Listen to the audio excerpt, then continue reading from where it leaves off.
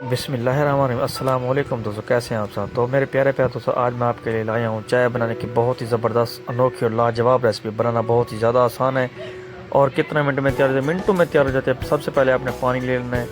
जितना आप जो है चाय बना रहा हूँ उस मकदार से आपने जो है चाय कुछ करना है, पानी कम से कम रखना है। इसके बाद मेरे पास है सौंफ। तो सौंफ जो है बहुत ही अहम किरदार अदा करते हैं, हाजमे में बहुत अहम किरदार अदा करते हैं। इसके बाद मेरे पास है पत्ती। तो आपने चाय वाली पत्ती लेनी है। जब तक इसे बॉयल ना आ जाए आपने चीनी नहीं डालनी। तो अब मैं जो है चीनी का इस्तेमाल करूँ, और शुगर के मरीज़ एहतियात के साथ चीनी का इस्तेमाल आप बिल्कुल ना किया करें, क्योंकि ये आपकी सेहत के लिए बहुत ही ज़्यादा मुज़र है।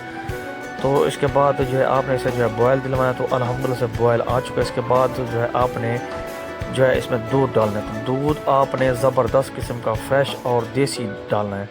अगर आपके पास मौजूद नहीं है तो मजबूरी आप डब्बे वाला भी डाल सकते हैं।